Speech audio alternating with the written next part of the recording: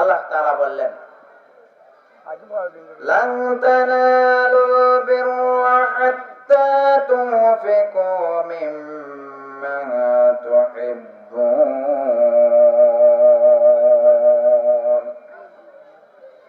আল্লাহ তাআলা রব্বুল আলামিন বলেন, কোরআন হাকিমের সূরাতুল আলে ইমরানের মধ্যে আল্লাহ তাআলা রব্বুল আলামিন বলেন, তোমরা কিছুতেই পুণ্যের নাগাল পাবে না, কিছুতেই তোমরা আল্লাহর পুণ্যের নাগাল তোমরা পাবে না, প্রিয় হতে পারবে না, যতক্ষণ না তোমরা তোমাদের এর প্রিয় বস্তু আল্লাহর রাস্তায় দান করবে না।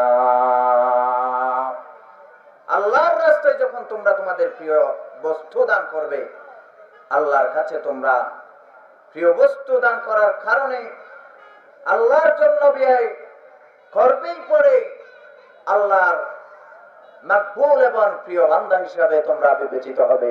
জোরে বলুন সুবহানাল্লাহ।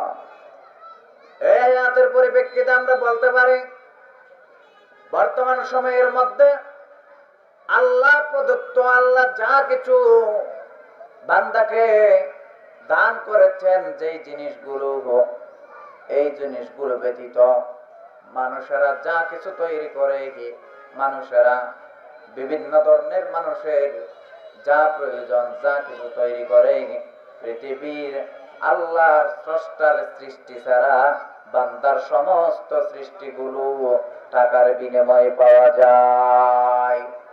সুতরাং পৃথিবীর জন্য টাকাই হচ্ছে সবচেয়ে বড়।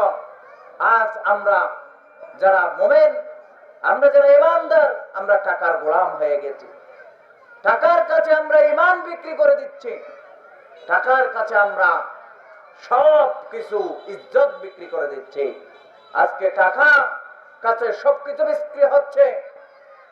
সুতরাং টাকা দিলে আপনি হিংস্র জন্তু এবং বাঘ পর্যন্ত আপনার জন্য চলে আসে টাকার বিনিময়ে, এবং মূল্যবান জিনিস স্বর্ণ, হীরা, পাথর, সবচেয়ে দামি দামি জিনিসগুলো আপনি টাকার বিনিময়ে পাচ্ছেন।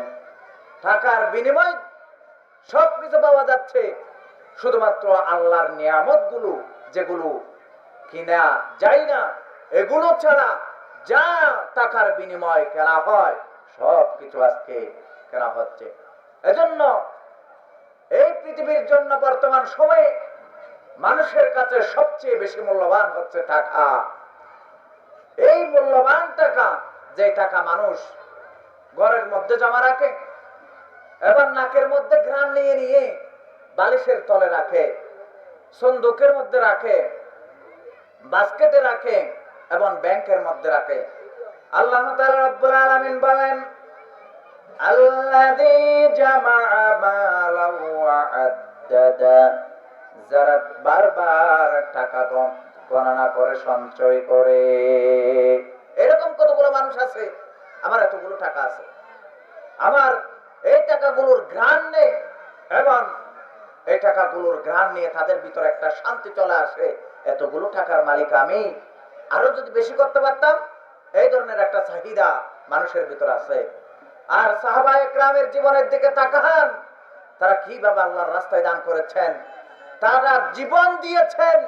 শুধু সেটা নয়, জীবনের আগে যা সম্পদ ছিল সবকিছু আল্লাহর রাস্তায় দান করেছেন। জোরে বলুন সুবহানাল্লাহ। আল্লাহ